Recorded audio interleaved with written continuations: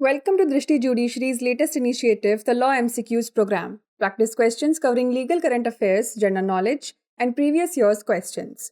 Let's begin today's session. The first question is, who can institute a prosecution under Section 32 of the Drugs and Cosmetics Act 1940? Only an inspector, any gazetted officer of the central or state government, the person aggrieved, or all of the above. औषधि एवं प्रसाधन सामग्री अधिनियम 1940 की धारा 32 के तहत कौन मुकदमा चला सकता है? केवल एक इंस्पेक्टर, केंद्र या राज्य सरकार का कोई भी राजपत्रित अधिकारी, व्यक्ति व्यथित या उपर्युक्त सभी? The correct answer is option D, all of the above. इसका सही उत्तर है ऑप्शन डी, उपर्युक्त सभी. Section 32 of the Drugs and Cosmetics Act 1940 allows prosecution to be instituted by an inspector, gazetted officer authorized by the government, the aggrieved person, or a recognized consumer association. औषधि और प्रसाधन सामग्री अधिनियम 1940 की धारा 32 एक निरीक्षक, सरकार द्वारा अधिकृत राजपत्रित अधिकारी, पीड़ित व्यक्ति या एक मान्यता प्राप्त उपभोक्ता संघ को मुकदमा चलाने की अनुमति देती है. Next question is, which court has jurisdiction to try an offence punishable under Chapter 2 of the Drugs and Cosmetics Act 1940? District Court, High Court, Court of Session, और Magistrate Court. औषधि और प्रसाधन सामग्री अधिनियम 1940 के अध्याय 2 के तहत दंडनीय अपराध की सुनवाई का अधिकार किस न्यायालय को है? जिला न्यायालय, उच्च न्यायालय, सत्र न्यायालय या मजिस्ट्रेट न्यायालय? The correct answer is option C, court of session.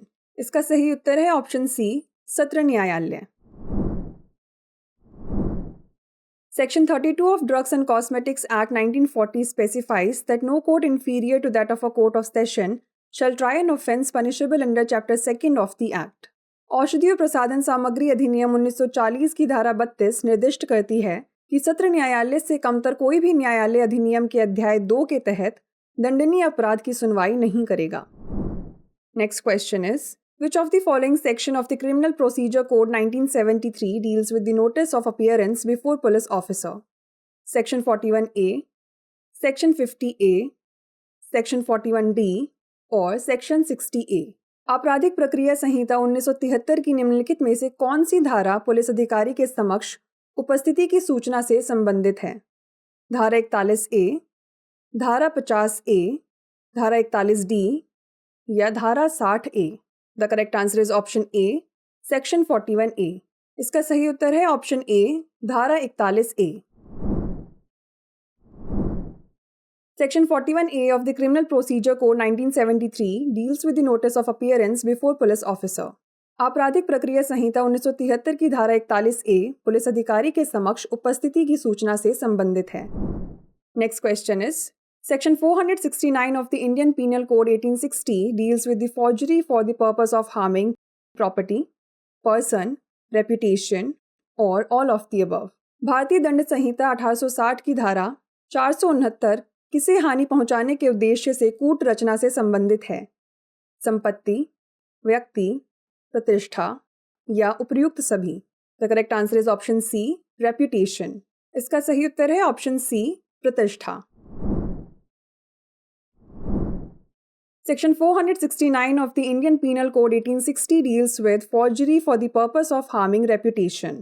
भारतीय दंड संहिता 1860 की धारा 469 प्रतिष्ठा को हानि पहुंचाने के उद्देश्य से कूट रचना से संबंधित है.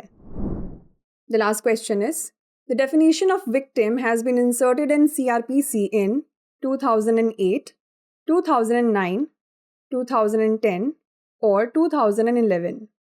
CRPC में पीड़ित की परिभाषा किस वर्ष जोड़ी गई? 2008, 2009, 2010 या 2011? The correct answer is option B, 2009. इसका सही उत्तर है ऑप्शन बी, 2009.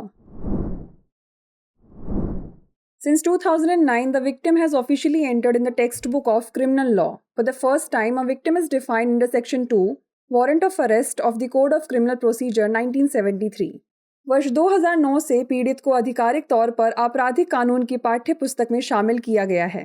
पहली बार किसी पीड़ित को दंड प्रक्रिया संहिता 1973 की धारा 2 गिरफ्तारी के वारंट के तहत परिभाषित किया गया है. Before we wrap up, here's a question for you. Case diary has been discussed under Section 169 of CRPC, Section 170 of CRPC, Section 171 of CRPC और Section 172 of CRPC. Case diary की चर्चा किसके अंतर्गत की गई है? CRPC की धारा 169, CRPC की धारा 170, CRPC की धारा 171 या CRPC की धारा 172? इसका उत्तर हमें कमेंट सेक्शन में ज़रूर भेजिएगा। ऐसी और वीडियोस देखने के लिए लाइक, शेयर और सब्सक्राइब करना ना भूलें। धन्यवाद।